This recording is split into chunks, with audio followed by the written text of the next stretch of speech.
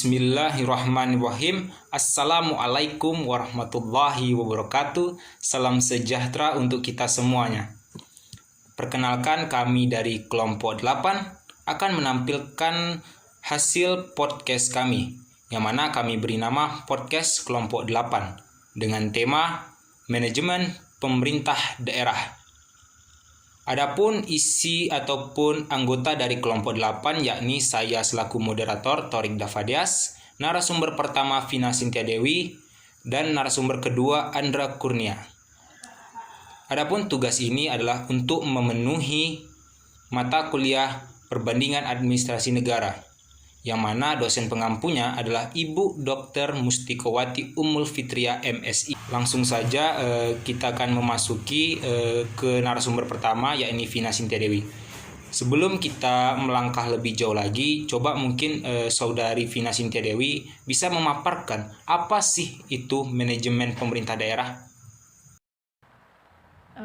Oke, Rick. Kalau menurut Pina kan manajemen dan pemerintahan itu kan saling dibutuhkan tuh di dalam kehidupan masyarakat modern.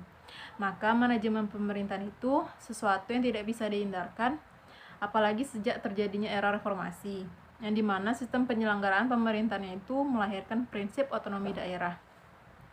Sehingga seluruh daerah otonom mempunyai tanggung jawab yang sangat besar dalam mengelola segala sumber daya yang dimiliki untuk kemaslahatan penduduknya.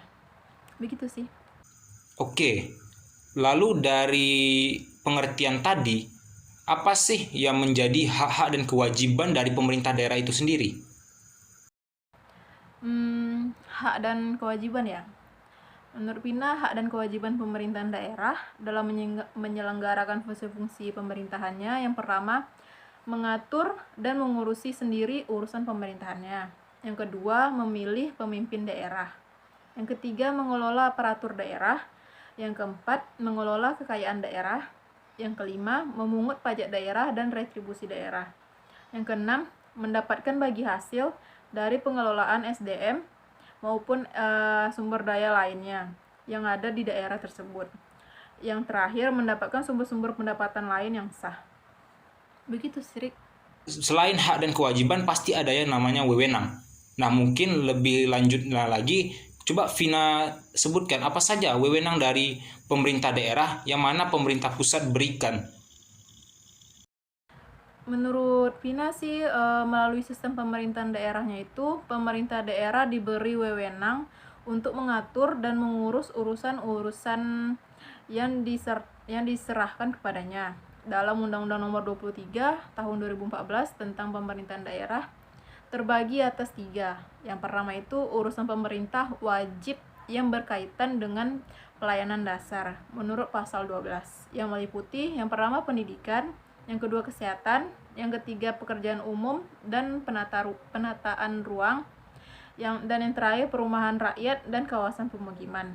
Yang keduanya urusan pemerintahan wajib yang tidak berkaitan dengan pelayanan dasar, yang dimana dalam pasal 11 ayat 2 meliputi yang pertama tenaga kerja, yang kedua pemberdayaan perempuan dan perlindungan anak, yang ketiga pangan, yang keempat pertanahan, dan yang terakhir lingkungan hidup.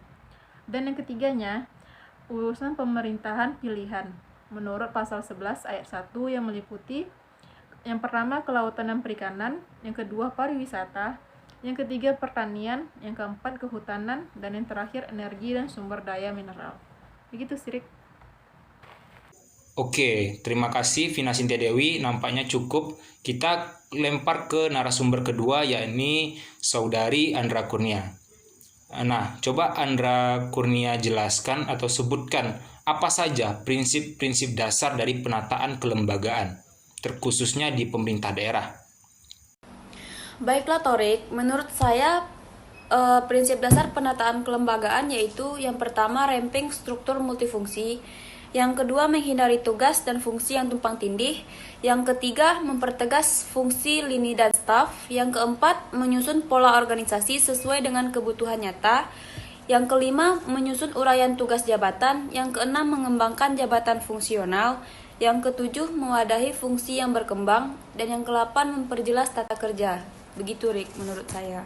Nah, dari prinsip tadi mungkin karena kita sekarang berada di abad ke-21, Apa sih pandangan tentang manajemen pemerintah daerah pada abad ke-21?